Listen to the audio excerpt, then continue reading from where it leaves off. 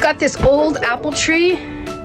It's starting to ripen. To me, the apples do not taste good just to eat them fresh, but they make wonderful applesauce, apple butter, and apple pectin. Today I'm gonna grab some and make a super easy apple crisp. First, we're gonna wash them really well and lightly oil the bottom of a casserole dish so they don't stick. Then I'm just pouring peeled sliced apples into the dish.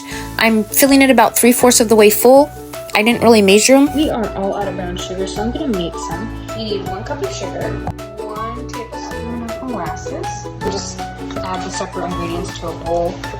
Typically, that's what I do for whatever recipe.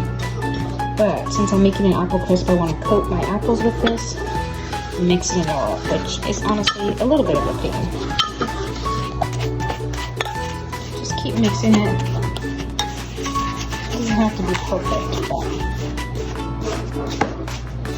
I do want that molasses sugar flavor all through my apple recipe. I did all that mixing and decided I'm going to put the brown sugar in the topping. So I'm going to use about 1/2 cup of sugar on these apples. Some cinnamon.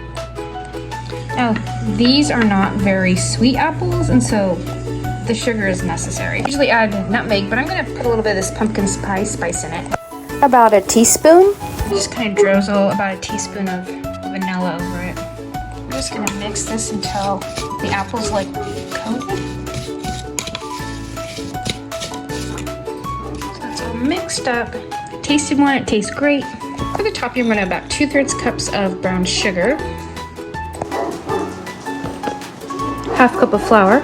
I'm adding about 3/4 of a cup of oats. Oops. About 1/4 teaspoon of salt. And mix that in. And then I'm going to add about a teaspoon, 1/2 teaspoon to a teaspoon of cinnamon, and about 1/2 teaspoon of this pumpkin pie spice, and then mixy till it looks like all those spices are incorporated. And I wish you could smell it. Smell-o-vision would be wonderful. It smells amazing. Adding some butter or margarine. I used about 1/3 of a cup of the margarine or butter, whatever you want to use. Just want to make like a crumbly topping. And then I'm going to sprinkle it on top. Once I get down there, I'll kind of spread it around.